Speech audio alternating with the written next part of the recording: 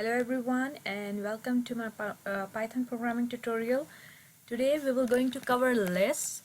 So in Python, list is a little different as compared to arrays in Java or C or C++. The list, they have a lot of methods right now and you can create a list in many different ways. So first of all, let us take a look at how we are creating list in Python. So if I say list1, you can give any name is equals to list parenthesis. This will create an empty list. Then later on, why we create an empty list, it's just like you can later on add the values in that list. You need it right now that you know that you will be needing in future, but right now you don't know what values you want to add, so that's how you create an empty list at the top. Second way of doing is list 2. I'm just using the numbers, creating another list. List 2 is equals to parenthesis and square brackets, inside of it 2 comma 3 comma 4 comma 5 comma 33, something like that. Any values you can add, integer values I have added in my second list. This is the second way of creating a list. List 3 is equals to, now you can tell the range. For example, if you know that you want a list from 5 to 10, or you want a list from 3 to 6 or 3 to 8 or 1 to 50 or 300 to 400, something like that, you can give a range as well by using a list method. Then parenthesis, you will say range, parenthesis for range as well, because it's just like the loops. You work with the range. You tell the starting point. I'm telling the starting point is 3 comma ending point is 6. This is another way of creating a list by telling the range of that numbers. In comments, the number will be 3 comma 4 comma 5. This is my list by this range. So 6 is not included. If you want to include 6 as well, it means you have to make it 7. So this ending point is exclusive. Second one is, we want to create, the fourth way of creating a list is you can create a list like this as well, quotation mark A B C D, something like that, a string. So if you have used the list method over here, so what this will do is this will count as an individual A comma B comma C comma D. And one more way of creating a list is the usual way, the traditional way we use is with the square brackets, just like with the arrays as well. So in arrays you just assign the length like this, not the values.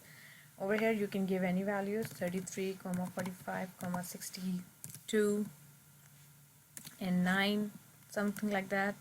You can create a list of list 6 equals to list of strings as well.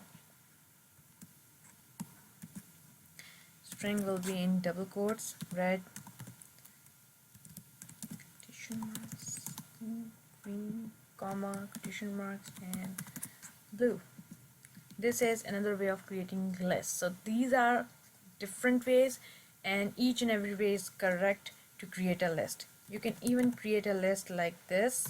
List 7 equals to, I forgot the last one, that is 1 comma a combination of string and an integers.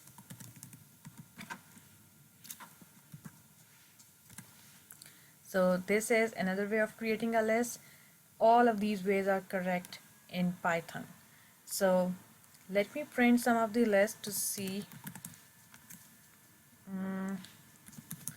Let me print my list 1. It will print an empty list. So let's take a look what empty list will look like. Then list 2. I want to see the range as well. That is my list 3, how it will print the range, and the string method. I want to see if I have applied list to this string, what it will do to my list. So the name is list 4. So let's take a look for these one in then we will start working with the methods. So if you look at the first one, empty square bracket means that was an empty list. Second one, my traditional, very common, all the integer values are printed as it is. For the range, it printed 3, 4 and 5 like I just told you. And for A, B, C and D, each and every letter is counted as individual string with the help of this list method. So these are the way of creating the list and printing the list in Python. In list we have many different ways, many different methods exist in Python. So let's start with some of them. For example, I want to add some value now and into my list 2. I want to add the value 99 at the end, for example. So I will call the method list2 dot append is the method which will add the value at the very end.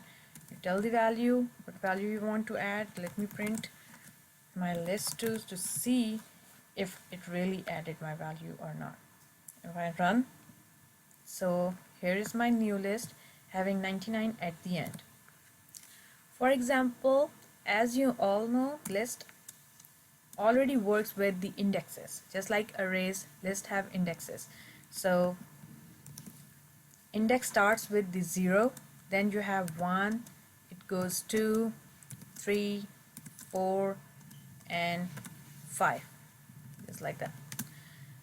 Okay, so if you want to add the value after 4 in my list 2, so you have to tell, it's like adding the value in the middle of your list, adding somewhere in the middle. So you have to call the name. My name for that list is list2. I will call the method insert and parenthesis. Over here you will tell the index first, at what index you want to add the value, and then the number. So if I want to add the value after 4, then the index will be 3. So 3 is the index and value is 6. Let me print my new list and see what it prints. Print list2. Run, and after 4 I have 6 now, and it worked for my list2 method. So there are a lot more methods for list. Let me go one by one. For example, I want to check the index for that one. Let me try with the print directly. Print list, we are working on list2. I want to check the index for 33, for example. So I will say list2 dot index. You have to pass the value is 33. It will return you an integer value telling this is the index for 33. So let me go up. So if you look, 33 is 4, but we added 6, so 5 is pushed forward to index 4 and 33 is at index 5 now. So this is how it works. It will keep you updated whatever the statements you have added into your list. So right now your new list is, make a comment over here, your new list is 2, 3, 4, 6, 5, 33, 88 and 99 at this point. So the other methods we can use, for example, list2 dot remove, and you just tell the number, which value you want to remove from your list. So these are the values exist in my list. I want to remove 4. You can just say remove 4, and I can print my list to see if it actually removed 4 or not. So if you see in my new list, it don't show me 4. So 4 is removed from my list. Second method is the important one, like it's if I want the sum of all of these numbers, like all of these numbers which exist in my list. I don't want to go start a loop and then go one by one. This is what you do in simple arrays, but in Python it has a method sum. You just call that method and it will do all this addition part for you. So print sum, and you pass the list, that is my list 2, and it will, so this will give us the sum of all the integers we have in this existing list. So if you look at list 2, we have all of these numbers. So when you run, this is the output. 236 is the total sum of all the integers you have so far in that list. So sum, you don't need a loop, you don't need to run and think of the conditions and stuff like that. You just call sum method in list and it will do the sum of all the numbers for you. Then we have, for example, right now we have couple of values, so it's like very few to count. We can easily count the values, but how many values are in my list too. For example, if we have more than 100 values, or like I don't know how many values are 89, 90, I want to keep track of those values. So what you will do, there is a method length that will tell you this is the length of your list. So if you want to run a loop on your list, you know here is the limit you can go up till. So you don't want to exceed that limit. So that is length. And length of list 2, I'm just working on the list 2 because that has all the major numbers. So the length is 7. So if you look, I will be looking at the console over here so that it shows me the more recent update which I have done in the statements. So 1, 2, 3, 4, 5, 6 and 7. Length, whenever you ask for length, it will count from 1, but the first value starts at 0 index and go up till 6. So you have to keep thinking of these strings as well. This is how the string works with the indexes. This is how it works.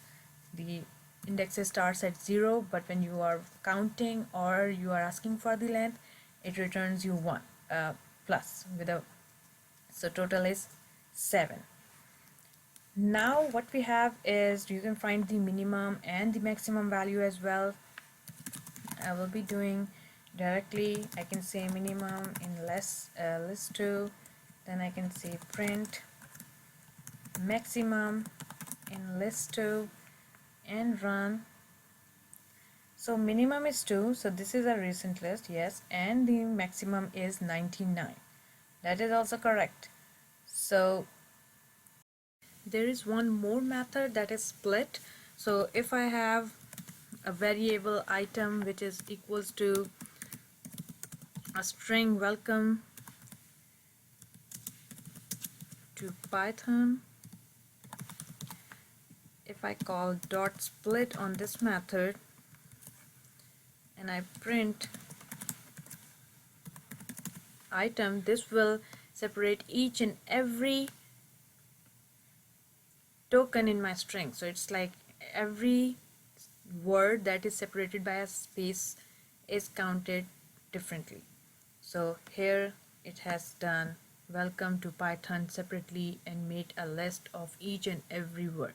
So if you have a line, so you can just apply dot split at the end and it will make it a list, and it will count each and every, it will provide an index for welcome, index for to, index for Python. So each and every index is separated with a space. That's it for today. Thank you. Bye bye.